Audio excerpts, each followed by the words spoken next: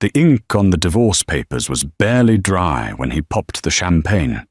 Alexander Sterling, the tech mogul who graced the cover of Forbes 3 times, didn't just divorce his wife of 5 years, he erased her.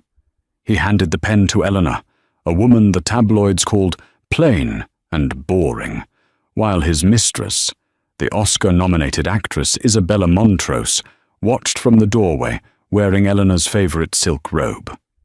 Alexander thought he was cutting off dead weight to ascend to Hollywood royalty. He didn't know that the plain woman signing her name wasn't just a housewife. She was the hidden matriarch of the Vance Steel Dynasty, the very company that supplied the steel for Alexander's skyscrapers.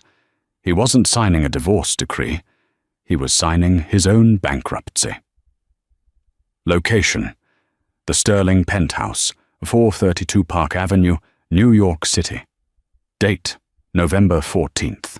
The silence in the penthouse was usually comforting, a testament to the soundproofing that cost more than most people earned in a lifetime.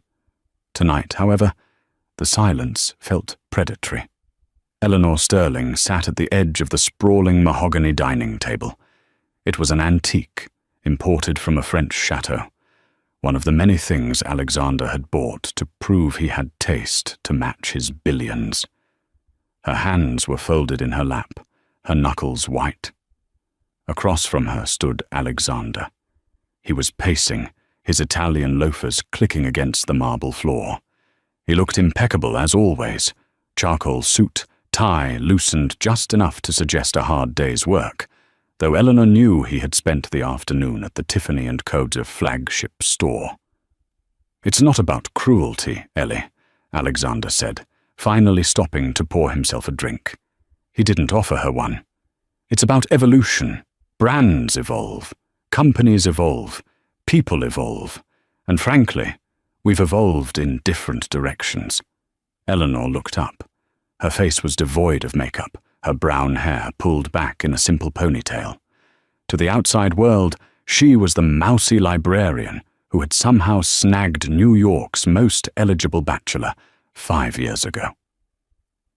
"Evolution," Eleanor repeated, her voice steady. "Is that what you call sleeping with Isabella Montrose for 6 months?" Alexander sighed, the sound of a man inconvenienced by a triviality.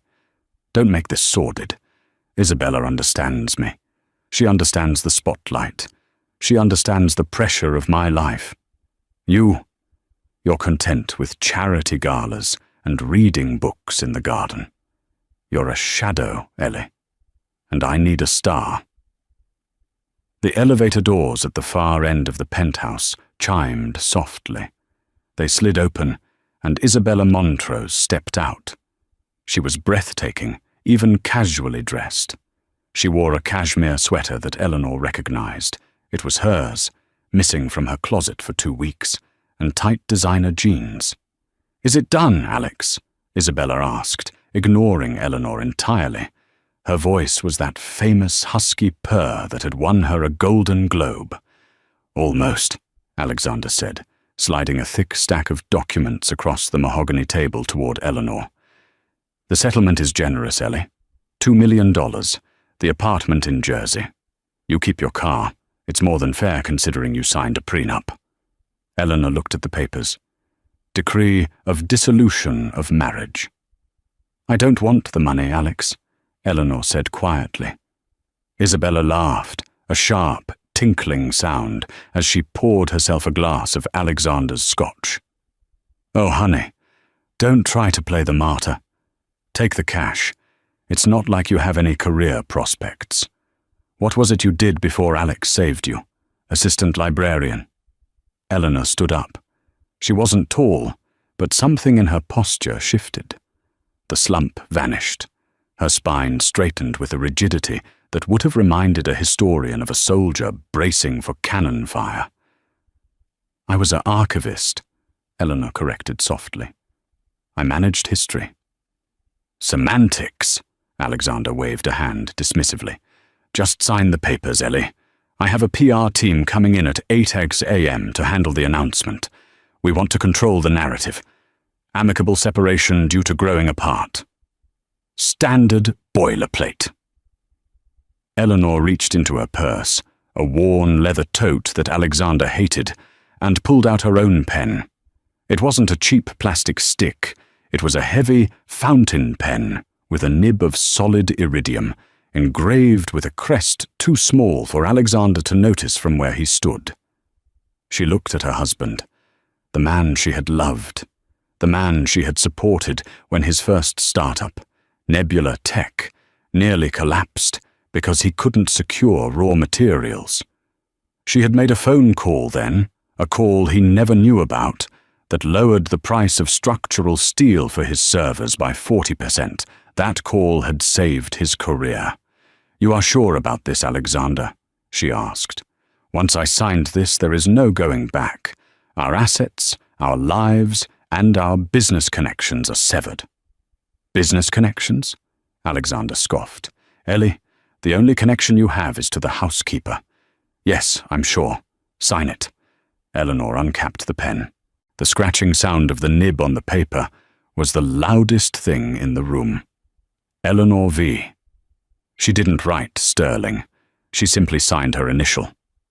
"Done," she said. She didn't ask for the check. She didn't ask for the keys to the Jersey apartment. She simply placed the pen back in her bag. "You can keep the apartment," she said, turning to the elevator. "And the money. I won't be needing your charity." "Suit yourself," Isabella sneered, draping her arms around Alexander's neck. "More for us. Bye, Plain Jane." As the elevator doors closed, hiding the sight of her husband kissing another woman, Eleanor didn't cry. She pulled out her phone. It was an encrypted device, not the standard iPhone Alexander insisted she use. She dialed a number that hadn't been used in 5 years. "This is Vanguard 1, she said into the phone. Her voice was no longer soft. It was cold iron. "Initiate protocol homecoming. I'm leaving New York. Tell the board of directors I will be at the Pittsburgh headquarters by morning.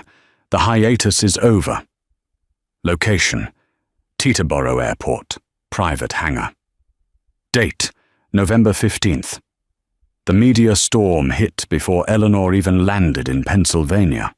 By the time Alexander's PR team released the statement at 8 a.m., TMZ and the Daily Mail had already run the story, leaked intentionally by Isabella's agent to maximize the drama. Billionaire Alex Sterling dumps frumpy wife for Hollywood bombshell. The photos were brutal. They used a picture of Eleanor from a rainy day where she looked washed out and tired, placed next to a red carpet photo of Isabella looking radiant in Dior. The narrative was set. Alexander had upgraded. Eleanor was the sad, discarded starter wife who couldn't keep up with the visionary genius of her husband. Social media was merciless. AidTechBro99 tweeted, "About time Alex dropped the deadweight. You can't run a Fortune 500 company with a librarian on your arm." Bella Fanfreeva posted, "Finally a couple that looks the part." Lex Bella. Alexander read the tweets in the back of his Maybach, a satisfied smirk on his face. "Trending #1 worldwide," he told Isabella, who was scrolling through Instagram comments. "The stock price for Sterling Dynamics is actually up 2%. The market loves a power couple." "They love me," Isabella corrected, checking her makeup in the compact mirror. "And they love that you're finally with someone who has flavor." Meanwhile, in a private hangar at Teterboro Airport, a very different scene was unfolding. Eleanor stepped out of the taxi. She carried only 2 suitcases. Waiting for her on the tarmac wasn't a commercial jet, or even a chartered Cessna. It was a Gulfstream G700, painted in a matte midnight blue. The tail number didn't end in a standard registration. It bore the insignia of a silver anvil. A man in a dark suit stood by the stairs. He was older, with white hair and a scar running down his cheek. This was Marcus Thorne, the head of security for the Vance family for 30 years. "Miss Eleanor," Marcus said, bowing his head deeply. It wasn't a bow of servitude, but of immense respect. "Welcome back." "Hello, Marcus," Eleanor said, the wind whipping her hair. "Is the family aware?" "The board has been convened. Your grandmother, she is relieved. She said she knew the Sterling experiment would fail eventually." Eleanor winced slightly. Grandmother always did have a way with, "I told you so." "And the press?" "Blocked," Marcus said as he took her bags. "We've scrubbed your real maiden name from the public digital archives, as usual. The tabloids think you are Eleanor Vance, daughter of a high school teacher from Ohio. They have no idea they are dealing with the Eleanor Vance, sole heiress to Vanguard Steel and Heavy Industries." Vanguard Steel. It wasn't a flashy tech company. It didn't have an app. It was the backbone of the American industrial complex. They owned the mines, the refineries, the shipping lines, and the patents for the high-tensile alloys used in everything from SpaceX rockets to the structural beams of the very building Alexander Sterling lived in. They were a ghost dynasty, old money that preferred to remain invisible while controlling the world's infrastructure. Eleanor walked up the stairs of the jet. She paused at the top and looked back at the New York skyline. Somewhere in those shimmering lights, Alexander was probably toasting his new freedom. "He thinks I was dependent on him," Eleanor whispered. "He is about to learn," Marcus said from behind her, "that a skyscraper is nothing without its steel skeleton." The jet engines roared to life. Inside the cabin, the luxury was understated, but absolute. Eleanor sat in a leather armchair and opened a dossier waiting on the table. The cover read, "Sterling Dynamics, Supply Chain Vulnerabilities." She flipped to page 4. Alexander's company was currently building the Sterling Spire, a 120-story megastructure in Dubai intended to be the headquarters for his new AI division. It was 40% complete. "Marcus," Eleanor said, pressing the intercom button. "Yes, ma'am?" "Get me the current contract status for the Sterling Spire project, specifically the supplier of the Grade 9 seismic steel beams." "That would be a subsidiary of ours, ma'am." "North Atlantic Ore. We supply 90% of the project." "Not anymore," Eleanor said, her voice devoid of emotion. "Put a freeze on all shipments to Sterling Dynamics effective immediately. Cite supply chain irregularities and quality control audits. Indefinite delay." "That will cost him millions a day in penalties, ma'am." "I know," Eleanor said, watching New York disappear beneath the clouds. He wanted a story full of drama for his new life. I'm just helping him write it. Location: Sterling Dynamics, HQ, Silicon Valley, Vanguard Estate, Pittsburgh. Date: 3 months later. The honeymoon phase, as it turned out, had a strict expiration date. For Alexander Sterling, it lasted exactly 90 days. Life with Isabella was a whirlwind of red carpets, paparazzi flashes, and exclusive parties. But the cracks were appearing. Isabella wasn't just high maintenance, she was a black hole of attention. She interrupted board meetings to ask Alexander's opinion on dress swatches. She threw tantrums when he had to work late. She treated his staff like indentured servants, causing his executive assistant of 10 years to quit. Alexander sat in his glass-walled office, rubbing his temples. The headache had been there for a week. "Alex, darling," Isabella burst in, followed by a camera crew. She was filming a reality show, The Real Life of Bella, a project she had badgered him into financing. "The lighting in here is terrible. Can we move your desk to the balcony?" "Isabella, I'm working," Alexander snapped, louder than he intended. The camera crew froze. "I have a crisis with the Dubai Tower. Construction has been halted for 2 weeks." "Boring." Isabella rolled her eyes. "Just buy more bricks or whatever. Look, the Met Gala is coming up, and I need you to look less stressed. You're giving me wrinkles just looking at you." She motioned for the cameras to cut. "Seriously, Alex, fix it. You're the genius billionaire. Why is the building stopped?" "Because," Alexander hissed, standing up, "the steel supplier ghosted us. They froze the shipments. We can't find another vendor who makes that specific alloy. It's proprietary." "So sue them."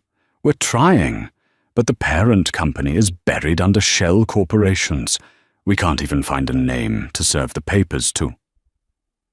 Meanwhile, 3,000 miles away, the atmosphere was very different.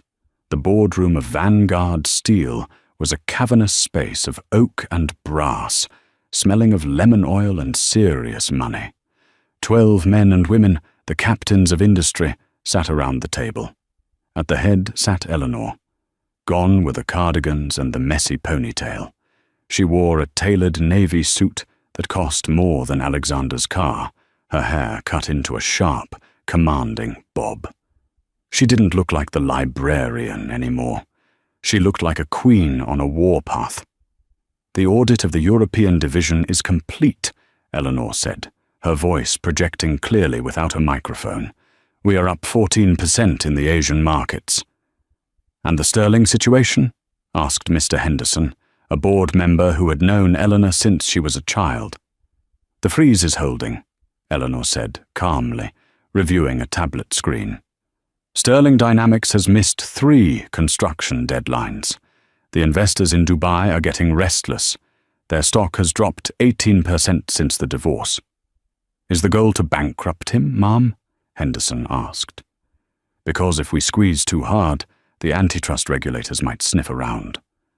"The goal," Eleanor said, looking up with eyes that glinted like polished chrome, "is to remind him of his place.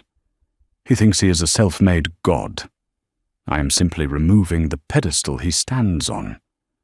However, she paused. She tapped the screen. "He has scheduled an emergency supplier summit in Chicago next week. He's invited every major industrial supplier in the Northern Hemisphere to try and bid for the contract. He's desperate." "Are we attending?" "Vanguard doesn't attend summits. We host them," Eleanor said. "But North Atlantic Ore will be there. And I think it's time the CEO of North Atlantic Ore made a personal appearance." A murmur went around the room. They knew what this meant. "You're going to reveal yourself?" Henderson asked, concerned. "The media will be there. He will be there. He invited the world to watch his life," Eleanor said, standing up to close the meeting. "I think it's time I made a cameo."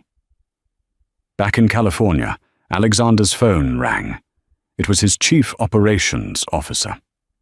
"Alex, good news. We got a seat at the Chicago Industrial Summit. The rumor is the CEO of the holding company that owns our steel supply will be there." Finally, Alex exhaled. "Who is it? Some old guy? I can charm him. I can buy him out." "We don't have a name, sir. Just a title. They call the CEO the Iron Lady." "Iron Lady?" Alex laughed, adjusting his tie. "Sounds like a challenge. Book the jet, and tell Isabella to stay home. I need to focus." "Sir, Isabella has already tweeted that she's coming with you to Chicago for a shopping spree." Alex slammed the phone down. He looked out the window at the smoggy sunset. He missed the quiet evenings with Ellie. He missed her listening ear. He missed the way she would massage his shoulders without him asking. "No," he thought, shaking his head. She was weak. I am a lion, and lions don't look back. He didn't know that the lion was walking straight into a trap set by the tamer. Location: the Grand Ballroom, the Palmer House, Hilton, Chicago. Date: December 2nd. Chicago in December was a biting, frigid beast, a stark contrast to the climate-controlled artificiality of Alexander Sterling's life. The wind off Lake Michigan rattled the windows of the limousine, but inside The air was thick with the scent of Isabella's perfume, a cloying floral scent that Alex was beginning to associate with migraines. "I don't see why I had to come," Isabella complained, scrolling through her phone. The screen illuminated her face, which was currently contoured to perfection. "This is an industrial summit, Alex. It's going to be full of old men talking about rust." "It's not rust, it's infrastructure," Alexander snapped, checking his tie in the reflection of the window. He looked tired. The circles under his eyes were visible even through the concealer his makeup artist had applied. "And you had to come because the investors are spooked. They need to see us as a united front. The power couple, remember?" "Well, the power couple needs a drink," Isabella muttered. "And remind me again why we're chasing this Iron Lady. Can't you just buy her company?" "I tried," Alex said, his voice tight. "They're private, hostile takeover proof. If I don't get her to sign off on the steel beam shipments by tonight, the Dubai Tower is officially dead. The penalties alone will wipe out our Q4 profits." The limo pulled up to the curb. A swarm of photographers, tipped off by Isabella, Alex suspected, began to flash their bulbs. Alexander put on his winning smile, the one that had charmed venture capitalists for a decade. He took Isabella's hand. "Smile," he whispered. "Look like you adore me." "I adore your credit card limit," she whispered back, flashing a dazzling smile for variety. Inside, the grand ballroom was a sea of dark suits and grey hair. This wasn't the tech world. There were no hoodies, no beanbag chairs, no disruption. This was old money. This was coal, oil, freight, and steel. The people in this room didn't care about Instagram followers. They cared about tonnage and tariffs. Alexander felt out of place. He was a disruptor, a tech visionary. These men looked at him like he was a parlor trick. "Sterling!" a voice boomed. Alex turned to see Victor Krum, a Russian shipping magnate he had met once at Davos. "Victor," Alex extended a hand. "Good to see you." Victor didn't take the hand. He looked Alex up and down, his eyes landing on Isabella's dress, a plunging red number that was entirely inappropriate for a conservative business summit. "I hear you are having trouble with your erection," Victor said loudly, causing a nearby group to chuckle. Alex stiffened. "Excuse me?" "Your building," Victor clarified, a cruel smirk playing on his lips. "It cannot go up. No steel. Very embarrassing. In my country, when a man cannot finish what he starts, we do not call him a visionary. We call him a failure." "It's a supply chain hiccup," Alex said through gritted teeth. "I'm meeting with the CEO of North Atlantic Ore tonight to sort it out." Victor laughed, a deep, belly-shaking sound. "You are meeting the Iron Lady? Good luck, little boy. She eats men like you for breakfast. She does not like, how do you say, flash." He gestured vaguely at Isabella.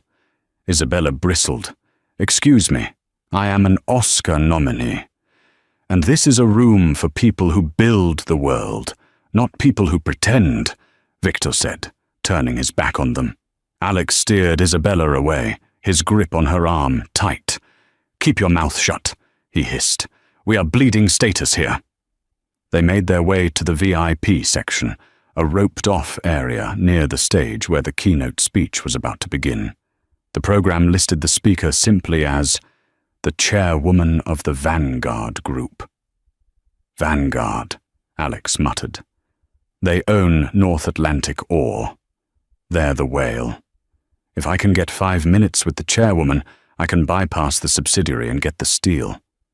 "God, this champagne is cheap," Isabella complained, sipping a flute from a passing tray. "Alex, look at that woman over there, the one in the white suit. Who wears white in winter?"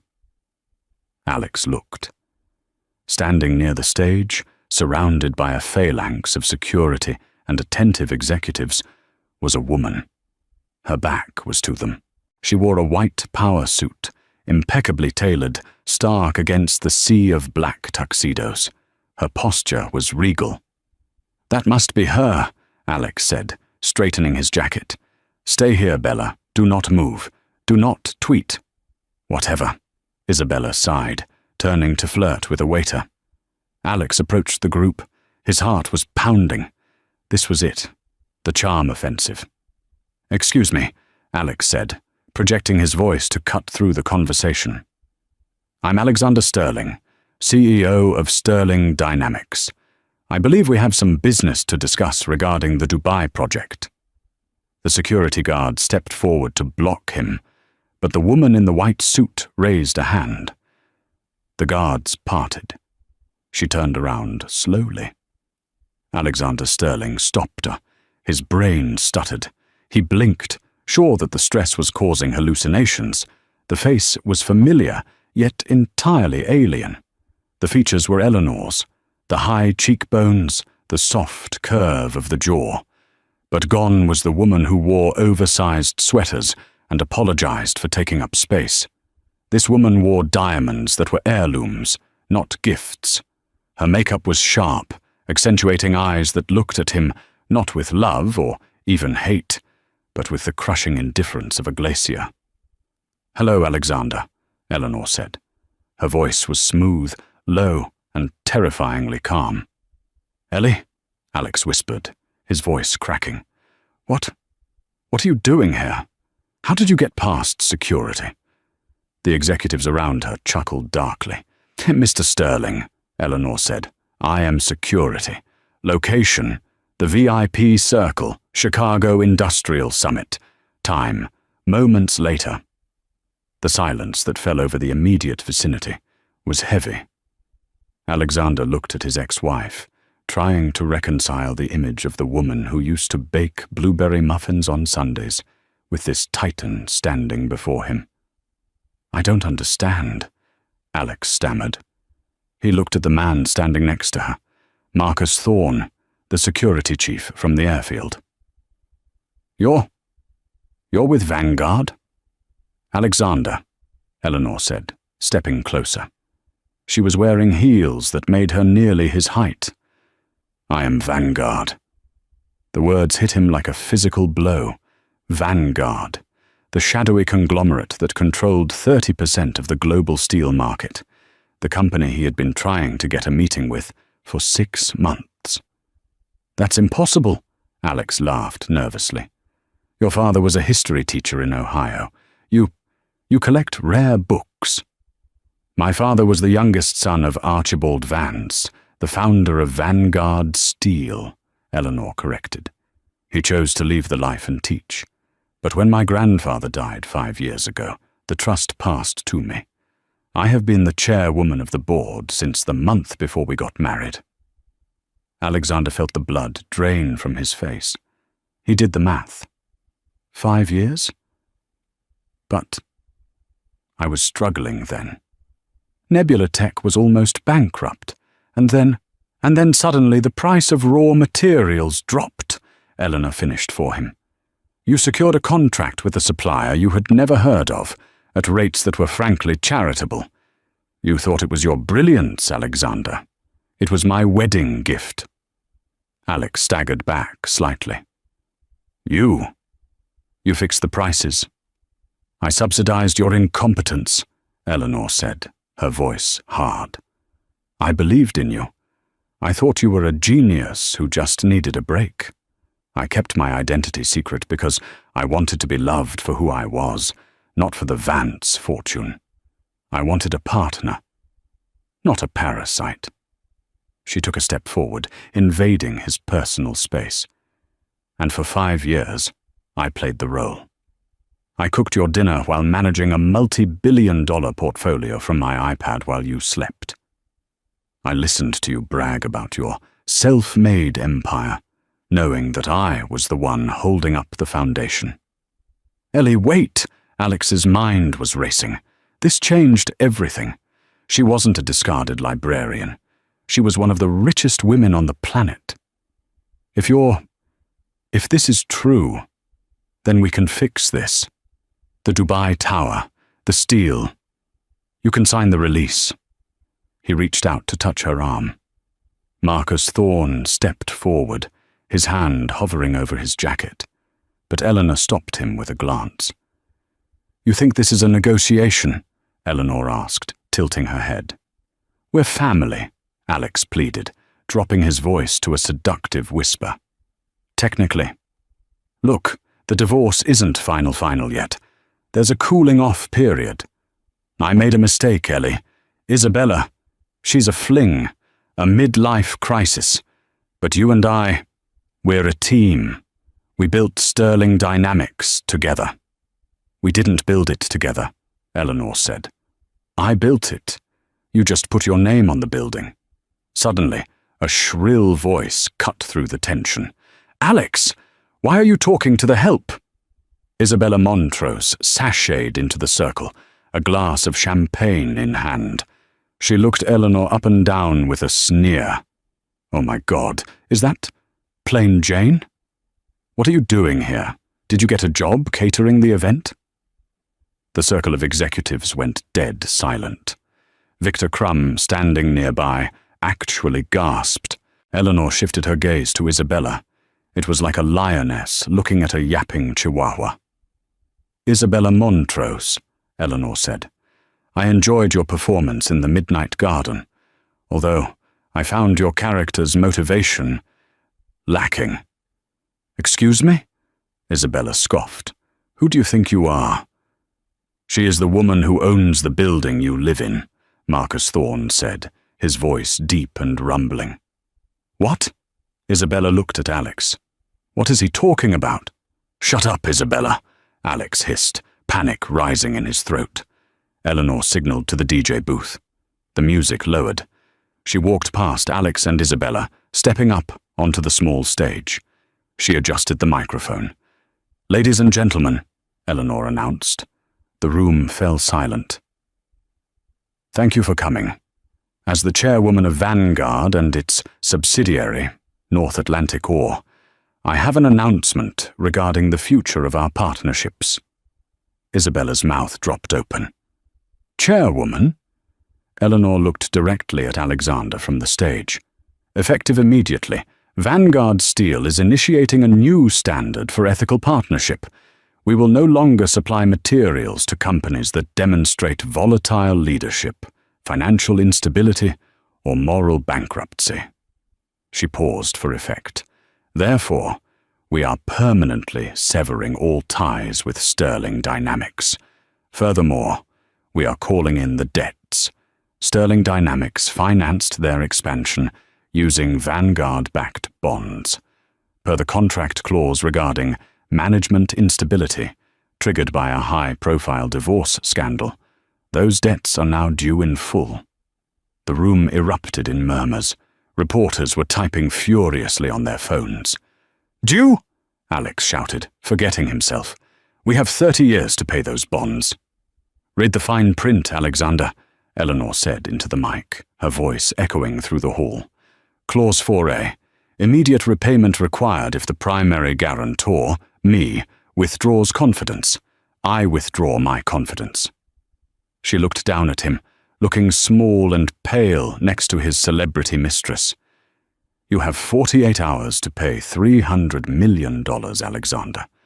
Or I initiate foreclosure proceedings on the Dubai Tower, the San Francisco headquarters, and, oh yes, the penthouse at 432 Park Avenue. She smiled, a cold, devastating smile. I hope you haven't unpacked, Isabella. Location: the penthouse, New York City, 3 days later. Date: December 5th. The descent was faster than the ascent.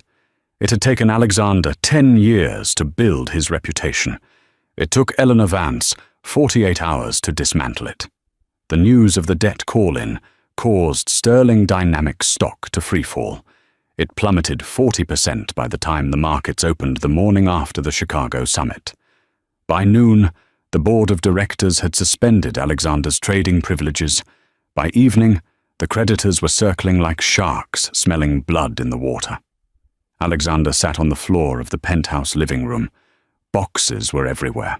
Not moving boxes, evidence boxes. The SEC had launched an investigation into undisclosed related party transactions regarding the cheap steel he had received for years. Isabella was screaming in the bedroom. "I can't believe this!" she shrieked, storming out. She was dragging a Louis Vuitton trunk, scratching the marble floor. "They froze my credit cards, Alex. The supplementary card you gave me.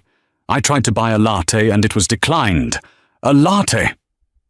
"Isabella, please," Alex said, holding his head in his hands. "I'm trying to figure this out. I just need to liquidate some assets." "What assets?" Isabella screamed. "She owns the steel. She owns the debt. She practically owns the air we breathe. You told me she was a nobody. You told me she was a boring little housewife." "I didn't know," Alex roared back, standing up. "How was I supposed to know she was the heiress to the biggest steel fortune in America? She drove a Honda Civic." "Because she's smart." Isabella threw a vase, a Ming Dynasty replica, at the wall. It shattered. "And you're an idiot. You left a billionaire for me." The realization hung in the air. Isabella wasn't putting herself down. She was stating a financial fact. He had traded a diamond mine for a cubic zirconia. "I'm leaving," Isabella said, buttoning her coat. "Leaving? Now?" Alex looked at her with disbelief. "Bella, I need you. We're a team. We can rebuild. I'm still Alexander Sterling." "You're Alexander Sterling with negative net worth," Isabella spat. "And I have a reputation to think of. Being the mistress of a billionaire is chic. Being the girlfriend of a bankrupt fraud is pathetic. My agent already booked me a flight to Cabo with the producer of my next movie. You're seeing someone else."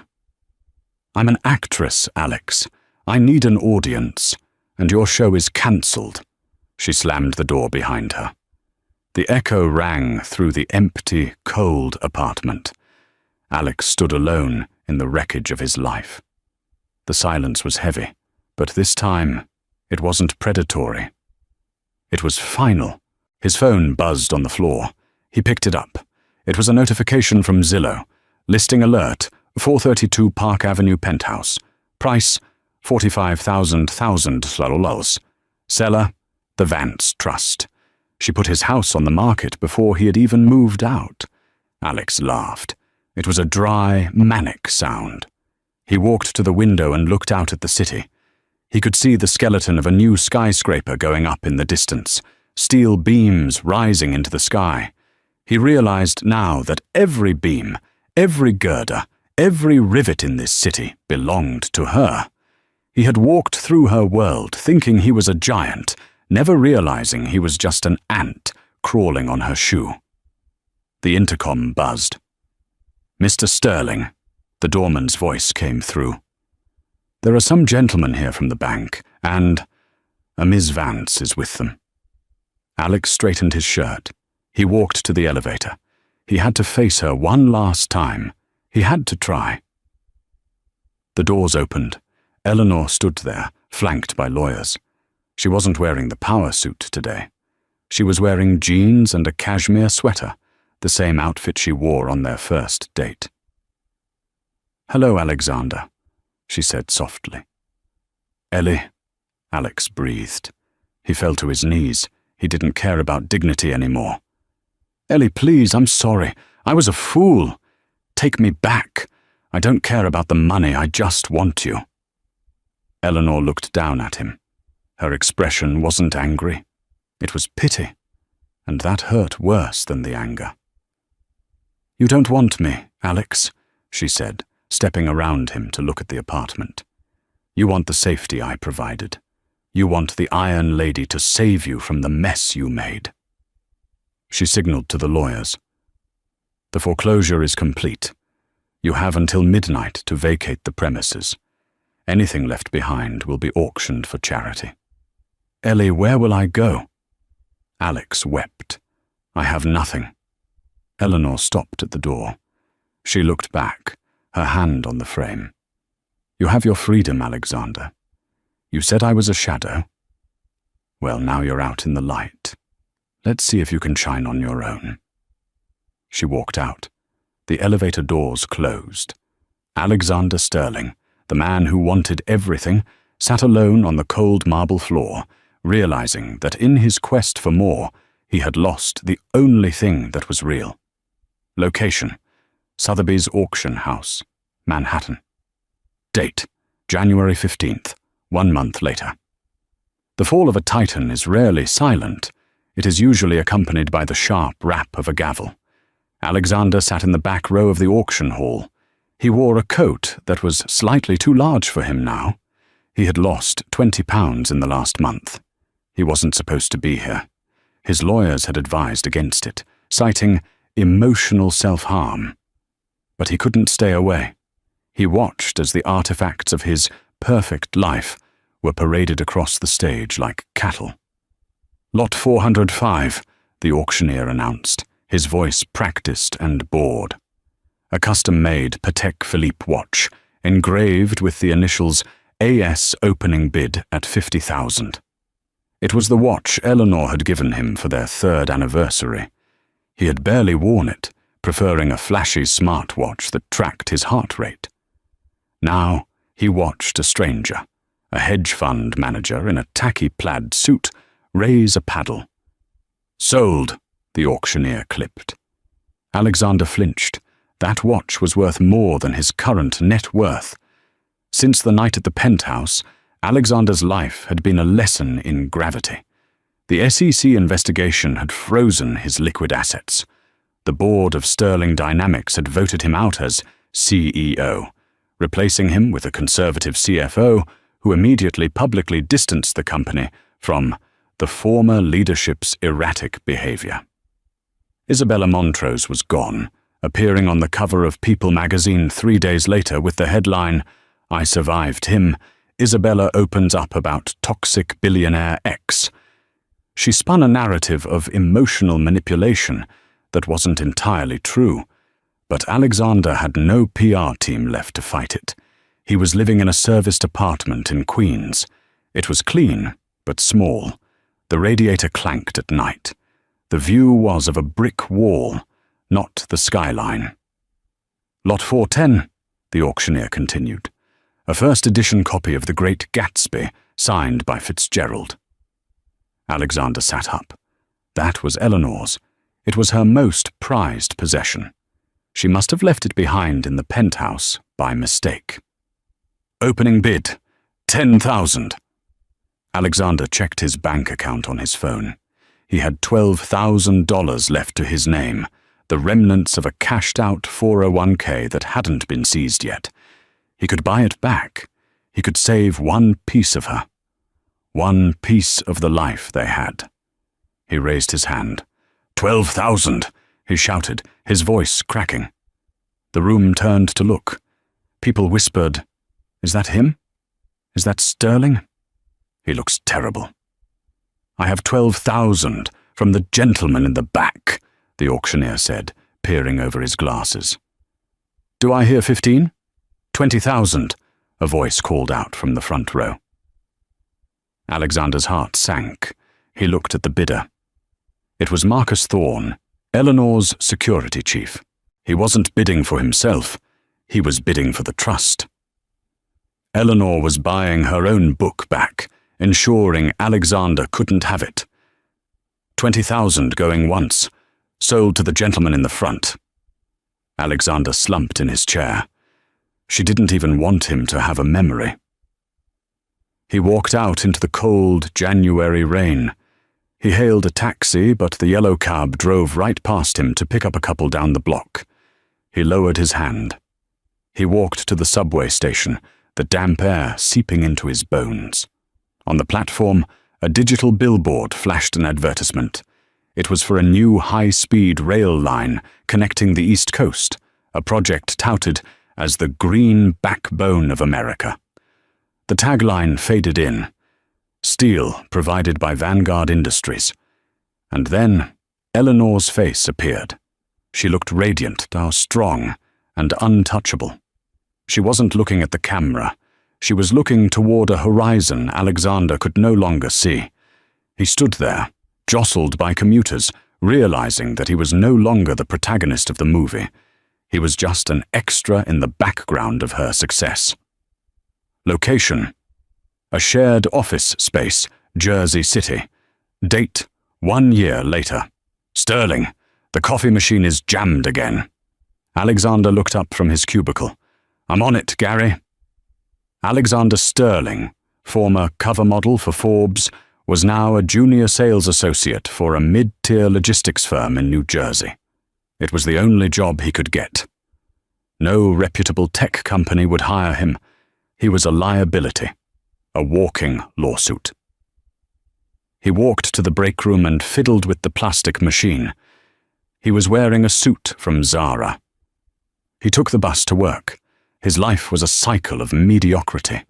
He woke up, ate toast, went to work, got yelled at by Gary, a man who used to follow Alexander on Twitter, and went home to watch Netflix alone. He had tried to reach out to Eleanor. He sent emails. They bounced back. He wrote handwritten letters. They were returned unopened. He even tried to show up at the Vanguard headquarters in Pittsburgh, but Marcus Thorne had met him at the gate and politely informed him that if he returned, he would be arrested for trespassing. He was a ghost. One afternoon, Gary dropped a file on his desk. Big client coming in today, Sterling. I need you to take notes. Don't speak unless spoken to. We're trying to land a contract for shipping heavy machinery. Sure, Gary, Alex sighed. At 2 p.m., the clients arrived. Alexander sat in the corner of the conference room, clutching a notepad. The door opened. 2 men in suits walked in, followed by a woman. Alexander stopped breathing. It wasn't Eleanor. It was her assistant, a woman named Sarah, whom Alexander had fired 3 years ago because she walked too loudly. Sarah stopped when she saw him. Her eyes widened in surprise, then narrowed into a look of supreme satisfaction. Sarah, Alex whispered. It's Ms. Jenkins, she said coolly. I'm the VP of Logistics for the Vanguard Foundation now. Gary looked between them, sweating. You know each other? I used to work for Mr. Sterling's wife, Sarah said, emphasizing the word wife. Before he imploded. The meeting was excruciating. Alexander had to sit there and take notes while Sarah dictated terms. She was sharp, professional, and utterly dismissive of him. She treated him like furniture. At the end of the meeting, as everyone was shaking hands, Sarah paused by Alexander's chair. She's happy, you know, Sarah said quietly. Alex looked up, his eyes red-rimmed. Is she? She got remarried last month, Sarah dropped the bomb casually, to a pediatric surgeon, a good man, someone who doesn't need her to be small so he can feel big. The room spun. Remarried. It was over. Truly over. The tiny flame of hope he had been nurturing, the delusion that if he just worked hard enough and proved he had changed, she might take him back, was extinguished. Does she ever talk about me? Alex asked, his voice trembling. Sarah considered this for a moment. No, Alexander, she doesn't. You're just a tax write-off from a previous fiscal year. Sarah walked out. Alexander sat in the empty conference room. He looked at his notepad. He had written nothing. He realized then that the worst punishment wasn't poverty. It wasn't public humiliation. It was the realization that the person who had loved him most had completely erased him from her internal narrative. To Isabella, he was a story to sell. To Eleanor, he was nothing. Location: Central Park, New York City, near the Bethesda Fountain. Date: 5 years later. The October wind cut through the park, carrying the crisp scent of burning leaves and roasted chestnuts. For most New Yorkers, it was the smell of autumn romance. For Alexander Sterling, it was just another reminder that winter was coming, and his heating bill was overdue. Alexander sat on a peeling green bench, watching the tourists snap photos of the angel statue. He was 42 now, but he looked 50. The thick, lustrous hair that had once been the subject of GQ profiles was thinning and grey at the temples. His suit, a polyester blend from a discount rack, shined cheaply in the sunlight. He wasn't destitute.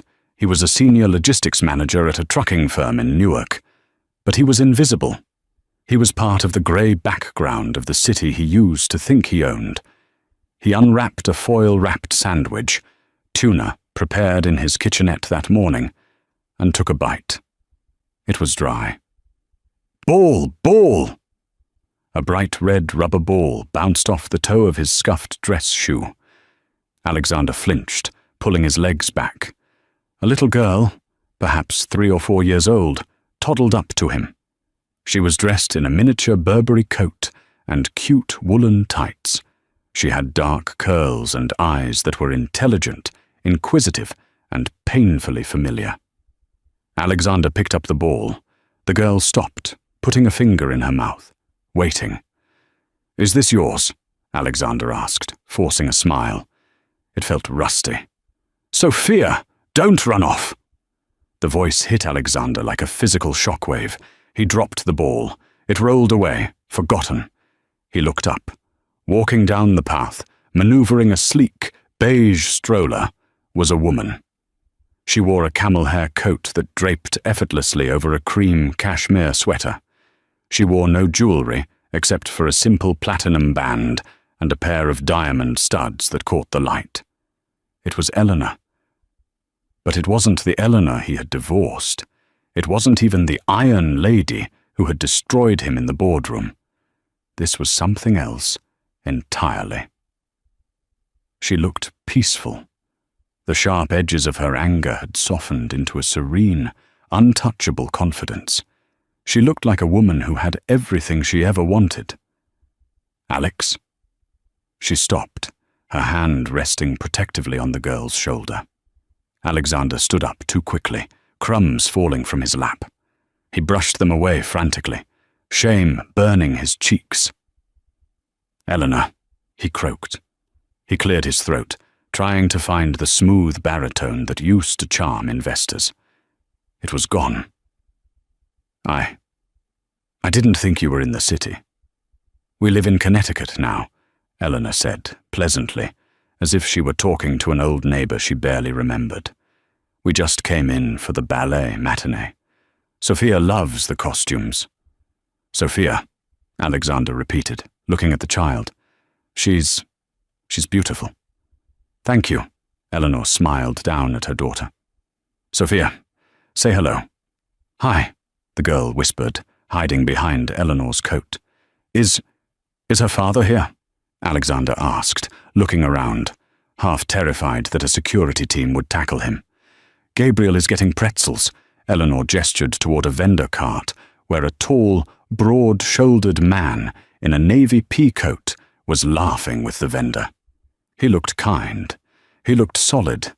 He looked like a man who didn't need to prove anything to anyone. Silence stretched between them. Alexander felt the weight of 5 years of mediocrity crushing him. He wanted to run, but he was rooted to the spot. He needed something from her. Absolution? Anger? Anything to prove that he still existed in her world. "I read about the merger," Alexander said, grasping for a topic. "Vanguard acquiring that lithium mine in Nevada." "Smart move." Eleanor raised an eyebrow. "You keep up with the news?" "I try," Alexander said. I wanted to tell you, Ellie. I've changed. I'm working hard. It's honest work. I'm not the same man." He took a step forward, his eyes pleading. "I know I broke us. I know I was a fool. But looking back, we were a good team once, weren't we? Before the fame, before the money, those late nights when I was building the Nebula prototype. And you were making coffee. That was real, wasn't it?" He needed that validation. He needed to believe that his genius, at least, had been real, that he had brought something to the table, even if he had ruined it later. Eleanor's expression shifted. The pity returned, but this time it was mixed with a resolve to finally cut the last thread. "Alexander," she said softly, "you hold on to that prototype like it's a holy relic." "It was revolutionary," Alexander insisted, a spark of his old arrogance flaring up. "The Nebula won. It launched the Empire. Even if I lost it all, I built that. I invented the tech that changed the industry. You can't take that away from me." Eleanor sighed. She glanced over at her husband, Gabriel, ensuring he was still occupied. Then she stepped closer to Alexander, lowering her voice so Sophia wouldn't hear. "I think it's time you knew the truth," she said, "so you can finally let go." "The truth? What truth?" "The Nebula won," Eleanor said, her voice steady and precise. "It didn't work, Alex. It overheated after 40 minutes of use. The processing speed was average at best. The industry laughed at it." "That's a lie," Alexander stammered. "We sold out. The first order was for 10,000 units. A shell company bought them for—" He trailed off. The memory of the Chicago summit flashed in his mind. Shell companies. His face went pale. "You," he whispered. "I created a holding company called Orion Logistics," Eleanor confessed. "I used my personal trust fund. I bought every single unit of the Nebula 1. I paid full retail price." "But the reviews, the buzz." "Marketing firms I hired," Eleanor shrugged. "I paid for the hype. I paid for the initial sales figures, so you could secure Series A funding from the venture capitalists. Once you had the funding, you hired real engineers who fixed the tech for the second version. But the first one? The one you built with your own hands?" She paused, letting the words hang in the cold air. "It was junk, Alexander. I had them shipped to a recycling plant in New Jersey. They were melted down for scrap metal 3 weeks after you sold them." Alexander grabbed the back of the bench to steady himself. The world was spinning. "Why?" he gasped. "Why would you do that?" "Because I loved you," Eleanor said, and the sadness in her eyes was profound. "I saw how desperate you were to be a great man. You were falling apart. You were depressed. I wanted to give you a win. I thought if you felt successful, you would become the man I knew you could be. I thought I was building your confidence." She shook her head slowly. "I didn't realize I was feeding a monster. I bought your success, Alexander. I bought your reputation. I even bought the suit you wore on the cover of Forbes. You were never a self-made billionaire. You were a scholarship student in a school I built for you." Alexander looked down at his hands. He felt stripped naked. Every accolade, every cheer, every moment of pride he had ever felt. It was all charity. It was all her. "So I was nothing?" he whispered, tears leaking from his eyes. "This whole time, I was just your pet project?" "You were my husband," Eleanor corrected gently. "But you wanted to be a god. And gods don't have wives, Alex. They have worshippers. And I was tired of kneeling." "Mommy!" Sophia tugged on Eleanor's hand. "Daddy has pretzels." Eleanor looked back at Gabriel, who was walking toward them with a warm smile, holding 2 large, soft pretzels. "I have to go," Eleanor said. She didn't offer a handshake. She didn't offer a hug. She simply stepped back, creating a chasm between them that could never be crossed. "Goodbye, Alexander. I hope you find a life that is real this time." She turned and walked away. Alexander watched as Gabriel wrapped an arm around her waist and kissed her temple. He watched them walk into the golden autumn light, a perfect, self-sufficient unit. Alexander Sterling sat back down on the peeling green bench. He looked at the skyscraper in the distance. The one he used to claim was his legacy. He realized now that he hadn't built it. He hadn't even designed it. He had just been the actor standing in front of the green screen, reciting lines written by the woman he had thrown away. He picked up his foil-wrapped sandwich. It was cold. He took a bite anyway, swallowing the dry, tasteless bread as the leaves fell around him like gold coins he could never spend. And that is the crushing reality of Alexander Sterling. He spent his life believing he was the architect of his own destiny, never realizing he was merely a tenant in a house built by his wife's love. In the end, the twist wasn't just that he lost his money. It was the revelation that his genius was a fabrication paid for by the very woman he called plain. Alexander wanted to be a king, but he forgot that a king is nothing without the person who funds the crown. Now, Alexander sits on a park bench, a man made of glass, shattered by the truth. Meanwhile, Eleanor walks into her future, proving that the strongest steel isn't found in a skyscraper, but in the backbone of a woman who knows her own worth. Wow, that ending hit hard. Do you think Eleanor was right to hide the truth about his success for so long? Or did she accidentally create the monster he became? I want to hear your theories in the comments. If this story gave you chills, please smash that like button and share this video with a friend who loves a good karma story. Don't forget to subscribe and turn on notifications. We have an even crazier revenge story coming up next week. Thanks for watching.